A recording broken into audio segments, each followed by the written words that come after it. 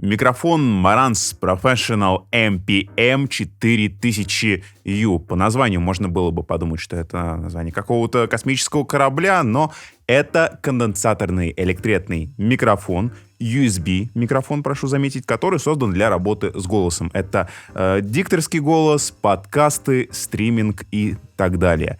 Давайте посмотрим и послушаем, на что способна эта модель. Друзья, приветствую вас на канале «Давай запишем». Здесь мы с вами говорим на тему про аудио. Поехали!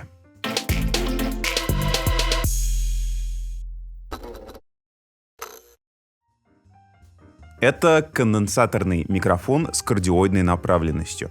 О чем нам говорят эти две характеристики? Во-первых, конденсаторный микрофон — это значит, что вот этот приемник, он будет улавливать ваш голос очень четко. В принципе, все конденсаторные микрофоны, электретные в том числе, достаточно чувствительные, поэтому каждый нюанс вашего голоса будет запечатлен в первозданном виде. Это очень важно на самом деле. Направленность в виде кардиоида. Что эта характеристика нам говорит? Она говорит о том, что этот микрофон будет захватывать только ваш голос, только то, что происходит в его направленности. Например, если я немножечко смещусь и начну говорить, допустим, в эту сторону микрофона, я даже не перехожу на тыльную сторону, там будет еще хуже. Вы слышите, что мой голос, он стал как бы немножко глуше, он ушел на передний план, я вернусь обратно. Это была демонстрация направленности. То есть все, что происходит за вот этой самой направленностью, за кардиоидой, оно как бы уходит на задний план, оно не забивает звук вашего голоса. Это может быть звук ваших соседей, звук чайника, который кто-то из ваших домочадцев поставил на кухне. Это могут быть звуки вас, клацающих по игровой и механической клавиатуре. Если вы расположите микрофон правильно, то все эти звуки останутся на заднем плане, и это, несомненно, плюс подобных моделей. Это не просто микрофон, это микрофон плюс звуковая карта. Тут есть встроенная звуковая карточка с усилением, с преобразователями и тому подобными интересными вещами. Так что для начала работы с этим микрофоном вам не потребуется покупать дополнительно внешнюю или внутреннюю звуковую карту. Все работает на стандартных ASIO-драйверах, и для Windows, допустим, драйверы даже не нужно устанавливать.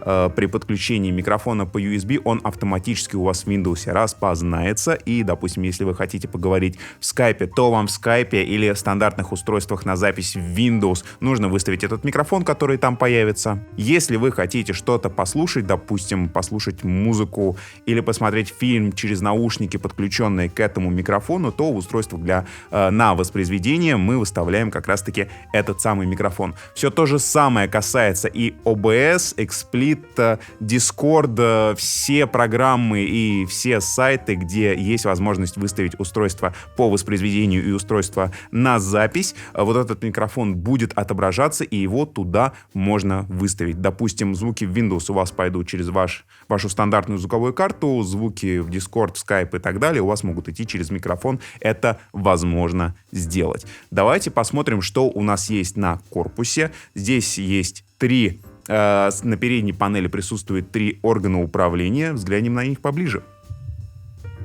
Сверху у нас расположилась кнопка Mute, которая позволит отключить звук микрофона в любой момент. Далее идет крутилочка входного усиления, он же Gain, это громкость микрофона.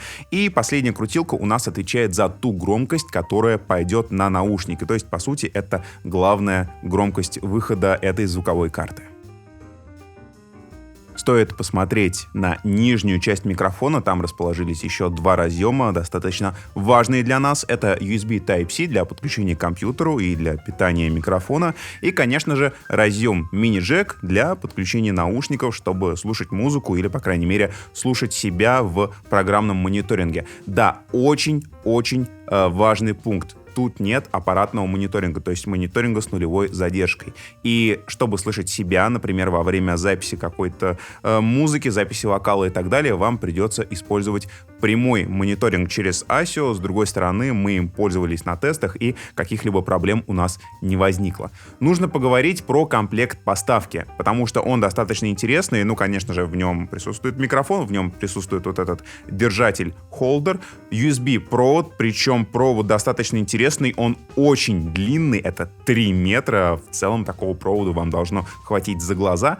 И в комплекте еще идет вот такая стоечка, тренога, она довольно массивная. Мы ее не использовали, потому что у нас на студии живет пантограф, и лично мне намного комфортнее работать с пантографом, но в комплекте есть такая стойка, так что на первое время, если у вас нету микрофонной стоечки, вот такой малыш вполне может вас выручить. Что по драйверам? Вот эта штука, она будет работать на Windows, на macOS и даже к iOS-устройству ее вполне можно будет подключить. Я предлагаю вам послушать все на тестах. До этого весь звук, если вы вдруг не заметили, я все-таки отмечу, что он писался с помощью этого микрофона. На тесте вокальном мы также воспользуемся этим микрофоном и послушаем его в более-менее живой работе.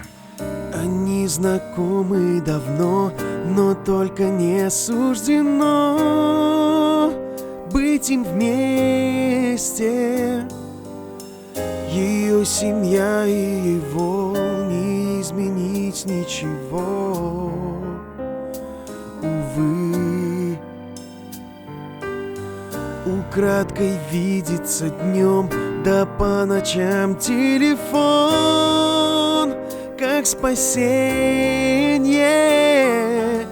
чтобы друг друга опять услышать и потерять до утра.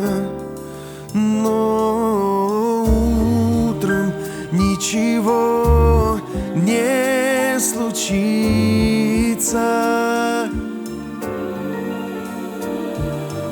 Утром будет все как вчера.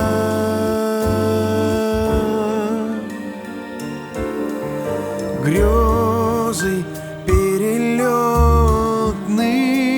птицы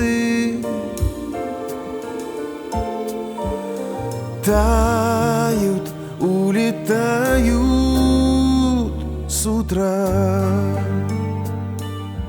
В комплекте с этим микрофоном мы получим бесплатную версию Akai MPC Beats, что достаточно интересно. В целом USB микрофоны — это неплохой вариант для начала профессиональной, более-менее профессиональной работы. Если вы хотите улучшить ваш звук, но вы не очень разбираетесь, как правильно подбирать внешнюю звуковую карту, как к этой внешней звуковой карте правильно подобрать микрофон, чтобы это все дело звучало, чтобы вам точно хватило громкости и так далее и тому подобное, то на первое время вполне подойдет USB-микрофон. Далее, я беру пример какого-то блогера или стримера. Если вы будете расти, вы будете постепенно узнавать все больше и больше новой информации. Возможно, вы начнете уже как-то монетизировать ваше творчество, и вы будете готовы вложить больше денег на комплект. Уже к тому времени, набравшись опыта, вы будете уже даже понимать, какой именно комплект, какое именно профессиональное оборудование вам нужно. А для начала вот такой микрофон более чем его хватит. Он дает нормальный звук, им можно пользоваться для записи подкастов, им можно пользоваться для записи дикторского голоса. С помощью этого микрофона можно писать, допустим, какие-нибудь озвучки, можно записывать вокал у себя дома. Примеры мы предоставили вам чуть ранее. В конце ролика я, как всегда, хочу спросить вашего мнения. Что вы думаете по поводу звучания этого микрофона? Возможно, если вы лично пользуетесь другим USB-микрофоном, вы сможете сопоставить ваш микрофоны, которыми вы пользовались, к звуку вот этого микрофона. Напишите в комментариях одним словом, что вы думаете. Я имею в виду не одним словом, а более-менее развернуто, чтобы мы смогли почитать и тоже, возможно, перенять ваш бесценный опыт. Друзья, напоминаю, что это был канал «Давай запишем». Напоминаю, что здесь мы с вами общаемся на тему про аудио. Поставьте лайк, если это видео пришлось вам по душе. Не забудьте подписаться на канал, ведь здесь все время происходит много нового и интересного. А я не прощаюсь. Я говорю до свидания. До встречи в следующем ролике. Звук идет. Это достаточно интересно. В общем и целом, USB-микрофоны — это очень интересно, много интересного. В жизни должно быть мало интересного.